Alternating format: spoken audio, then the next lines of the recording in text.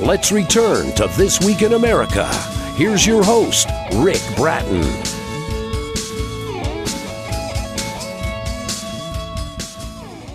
Welcome back, everybody, coast to coast, This Week in America. Meet Me Under the Maple Tree by Ceneca Van Tassell-Luto is a children's book about her week at her beloved grandparents' farm. You'll spend a week at the farm with Ceneca and her sister Cathy as they enjoy some good old-fashioned fun.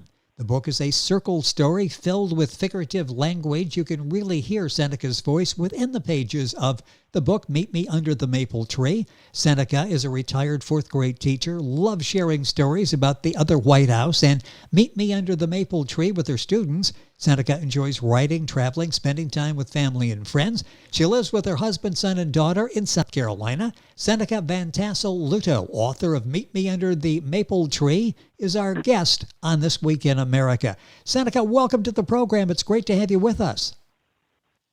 Thank you. Awesome to be here. Well, it's such a delightful book, and I'm really fascinated how this came about. The book, the artwork that's with it, it's beautifully done. Let's first of all talk about the storyline. What inspired you to write this book, Meet Me Under the Maple Tree?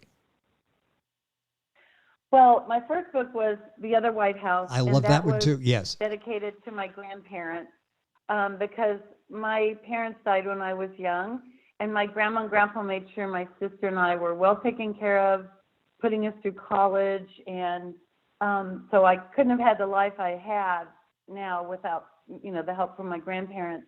So I wanted to do something to say thank you, and so I thought, I'd write a book. So that was my first book, and it compares the White House with their white farmhouse. And then I thought, I still have more things to talk about because my grandparents were such a huge part in my life. So then I thought I have to do another one and spend a week there. So Meet Me Under the Maple Tree came from that. And the title came from, we lived in a small town in southeastern Illinois, and Porterville, Illinois was like the halfway point from my hometown to where my grandparents' farm was. So we had a designated maple tree that we always met my grandparents at, so we didn't have to drive all the way to their house. And so we'd set a time, and there they were in the old brown truck, and we'd kiss my mom goodbye, and we'd go have a great week at the farm with my grandparents. And then the next Sunday after church, we'd meet my mom at the maple tree and ride home with her and tell the old brown truck goodbye, and we'd see him, soon. And you so had, that's kind of how it came in. Yeah, we had so many adventures at the farm that I just wanted to share that with my audience. And we all will share those stories with you as we read them in the book, Meet Me Under the Maple Tree. And I tell you what, I think with everybody, we all have memories like that, similar, occasions with grandparents and aunts and uncles that we would go visit. And Meet Me Under the Maple Tree is really something that we all can relate to. It's been called one of the cutest kids' books ever. This really is a delightful book. Talk a little bit about when you decided to write this story. And by the way, the other White House that Ceneca mentioned, her first book, is also, that's the name of her website, theotherwhitehouse.com. Talk about putting the story together for Meet Me Under the Maple Tree. This had to be really special for you, wasn't it? It was. Well, whenever my kids would write at school, I would always sit and write with them. And both books are just in a spiral notebook. I didn't do it on a computer or any of that till the final copy. And so I would just, write along with them, and then I'd come home and write. I always had a notebook by my bed, and if I came up with something, I'd just jot it down. And I wanted to come up with at least 7 different things that we did. I mean, we did a lot more than 7 things, but I did it each day of the week. And so, on Monday we did something, and on Tuesday we did something else, and so that's just how I came up with it. And with teaching, I wanted to get in some figurative language and, the similes and, repetition and like a circle story. So I just worked really hard on that. So if teachers wanted to use it, as a teaching lesson, it would be conducive for that as well. Very easily done. The book is Meet Me Under the Maple Tree by Ceneca Van Tassell-Luto. That's Ceneca Van Tassell-Luto is Luto. We've got all of this on our website, thisweekinamerica.us. Just remember, the book's available at Amazon. And also The Other White House, which is simple to remember. TheOtherWhiteHouse.com is Seneca's website. You can get the information there as well. You touched on this, what really one of the aspects that makes this book so distinctive from other books, similar children's books, is the style that you use. Talk about that, because this was obviously a very careful consideration on your part, how you went about telling this story. Well, I just would remember things my grandparents would say or do, and I tried to just, like Grandpa's mannerisms. Like every morning when we'd be there, we'd hear the stairs creak every morning. And we knew that he was coming up to tell us breakfast was ready, or if we hadn't already smelled it, because Grandma was a great cook. And so I just wanted to bring that to life. So there's some repetition in there, but I just tried to bring in, how Grandma and Grandpa were. She was a great cook. He was, a hard worker, and he was a pig farmer. And, he always had us do things, and that's where I learned how to drive. I was driving a tractor at 9 years old, and, at the farm, and helping Grandpa get the tractor and the truck to the other farm. Because the pigs weren't raised right at the farm, because I think, I put that in the book. Have you ever smelled pigs? Yes, yes. A good thing that the pigs were at a different location. But, I just tried to put that in there so it would come to life, and, maybe people, with nostalgia in their, lives with their grandparents. And so I just went through and wrote so many different things, and then just tried to remember, everything about that scene or whatever. And that's how I came up with it. But I had a lot of pictures, and my grandparents were very near and dear to my heart. So it came very easy. And that comes across in the book, Meet Me Under the Maple Tree. One of the joys in writing the book, I would think, is it's your story. So you share your story. You get to name characters. Talk about coming up with the different names, the characters in the book. Okay, well, Katy Sunbeam, and that's her middle name. Katy Sunbeam, and then Cathy, and my sister's name is Cathy. But I am Katy Sunbeam in the book. My great-grandma, who was my grandma that I talk about in Meet Me Under the Maple Tree, it was her mom. She also lived in that area, and she was one of 7 or 8 children, and the youngest one was Katy Sunbeam, and her middle name was Sunbeam. And I just I'd heard stories about Katy, and when she was 2 or 3, I can't remember, I think she was 3, she, back in the 1800s, they didn't have the medicine like we do now, and she'd gotten sick and, died as an infant, and, a toddler. And so I'd always loved that name. I just pictured a little girl, bopping around with blonde hair and pigtails and freckles. And so I just thought, I'm putting Katy Sunbeam in my book. So that is how I came up with Katy Sunbeam. And then Cathy is my sister. And I dedicated the book to my sister, and because I couldn't have had all that fun without her there, Grandma and Grandpa. But that is how I came up with Katy Sunbeam. The book is Meet Me Under the Maple Tree. Yeah, it's so well done. And when you look at that, you've got the illustration, the words. Well, we'll talk about that during the course of the interview, but let's talk about the age group now. Who is this designed for? Who is the target audience for Meet Me Under the Maple Tree? Well, children, and I'd always tell stories. My kids loved when I got distracted from learning, because I'd always have a story for them. But, and then I say, oh, no, we have to get back to math or whatever. Yes. Really, just one more.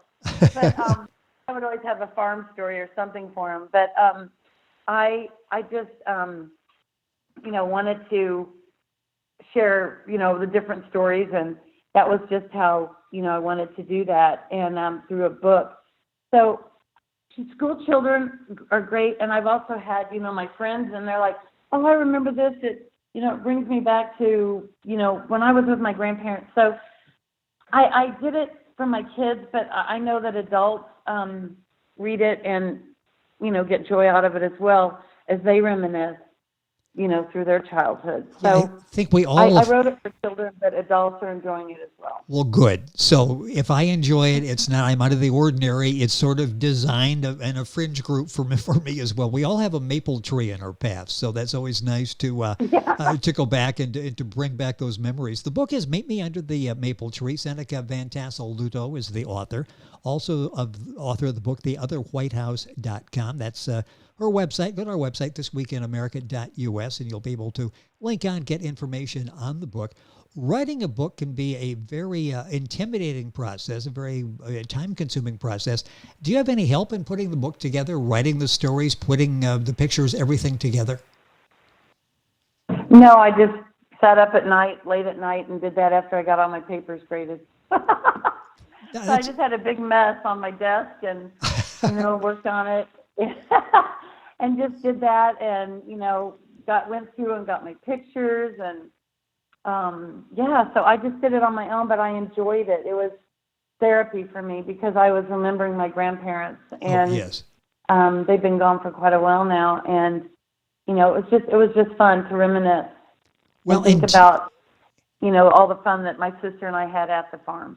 In doing it that way, you're in control. So these are your words, your pictures, your thought, your layout. So you're really not delegating that off to anybody else. This is your conception then from beginning to end. Right, yeah, it was all mine. And I always tell my kids, write what you know about. When you know about something, that's when you'll do your best writing. Yes. And that was, my life. And so I wrote what I knew about. How long did it take from beginning to end? How long a process was this for you? Well, I didn't work at it, every day, but it was probably 9 months to a year. Okay, so it wasn't overnight you did this. It took some time, to put this together. And there were a few things, because life gets in the way as well. Yes. School and all that, and then my own kids. So I didn't work on it every night, and I might not work on it for a couple of weeks, but I'd always have it in the back of my mind, and I'd play with words, and I'd say, oh, that's a cool thing, I could do that. So I was always thinking about it, but probably 9 months to a year from start to completion. One of the reviews says the story is filled with lots of wonderful words. The illustration is so colorful and cheerful. Let's talk about the words, and you just talked about that briefly, the importance of that. Talk about finding the right word and how often maybe you went back and changed words or wording to make something maybe a little more impactful as you were working on the vocabulary. Right.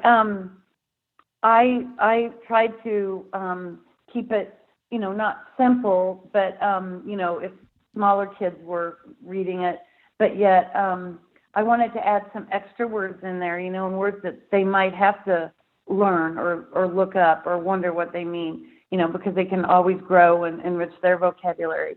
But I rewrote all the time. Here's something my grandpa taught me, and this is what I always tell the kids.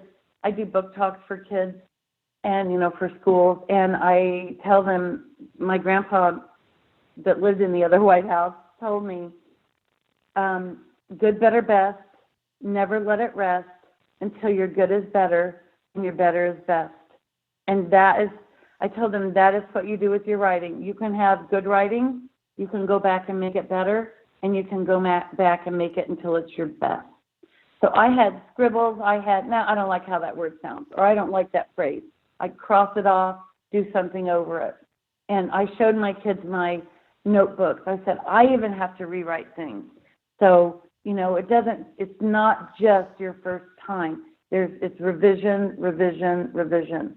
And then you come up with new words, and you think of different adjectives or adverbs or those kinds of things. So I would talk about that with my kids during my writing. A powerful message for the kids too, isn't it? Yeah, you just don't write it once and necessarily think this is this is as good as it gets. I spent a lot of time on word crafting, figuring out the words that fit just right or that would remind me of my grandparents. Well, So I spent a lot of time on the words. The other part of that, the illustration. Talk about the importance of the illustration in enhancing the story you're telling. Right. So, some little kids that can't read yet, they can kind of tell what's going on if the illustrations are good enough. And I was thrilled at the two illustrators that they paired me with through Author House, where my book was published. And it's two different ones, but they were similar. They look very similar. But I sent them all of the pictures, and because I had all of those pictures, and I wanted it in my mind to, that's how I wanted it to look. If you looked at it, you'd say, oh, that's cool. But for instance, I know I'm going to talk about the other book right now, but the other White House, Max, my grandparents' dog, he was not all black. And when I first got that picture back, I wrote to the illustrator and I said, Max is not all black. You've got to go back and look at the picture and put the white in where it is. And they're like, okay. So they did that and sent it back. I'm like, now that looks like Max. But to anyone else, no one would know. But to me, it had to be like that. So I spent a lot of time with the illustrators getting the picture just right with how I wanted it.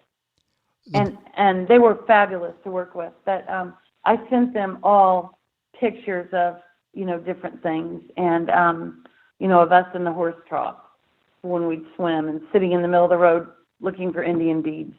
And so I had all those types of pictures.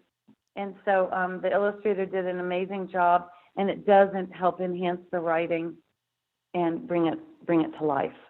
Well, it's that attention to detail that makes this such a wonderfully written and reviewed book. I mean, it's just amazing when you're reviewing all of the 5-star reviews out there. Meet me under the maple tree. Ceneca Van Tassell-Luto, our guest on the program. Let's talk about once it's written and you're doing promotion, things like this, and talking about the book. How's that been for you in getting out and talking about the book and proudly talking about the book?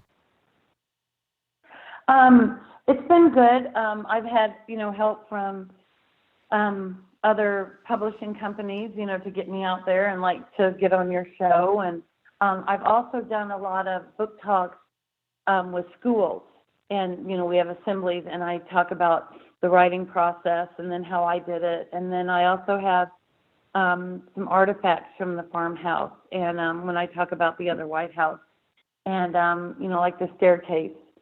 I knew that after my grandma went to heaven, I knew that the house was going to get torn down. And so I went in and got the spindles and the stairs and took them to my uncle in Des Moines, Iowa. And he made little benches for all the grandkids and great-grandkids from the old staircase. Yes. And so I bring that and I show the kids after we talk about it. And so it's just, I just keep reiterating, write about what you know about, and so that helps. So I've done a lot with that. And, but anytime people want me to come talk, I love to come talk and, share that. Yes. And, share the writing with the kids, the writing process. What are you working on now? Do you have another book you're working on? I do not. Not right now. Well, you need to, and then let us know so we can talk about it. It's a very time-consuming the way you do it because you do it the proper way. But I hope you have another book in mind, and we have a chance to talk about it on the program. The two books that are out there written by Ceneca, The Other White House, and that's the name of her website, theotherwhitehouse.com. The book we're talking about today, Meet Me Under the Maple Tree, that's available at Amazon. Of course, you can get information by going to theotherwhitehouse.com. The book's available in other outlets as well. I mentioned Amazon because that's easy to remember, and you can go there and get all the information. If you go to our website, thisweekinamerica.us, you can link on directly to theotherwhitehouse.com and get information there as well. And if you're Googling Ceneca, that's Ceneca Van Tassell-Luto, Luto, and again, all this is on our website. Ceneca, it's been a pleasure having you on the program. Nice job with both books, the one in particular today, Meet Me Under the Maple Tree.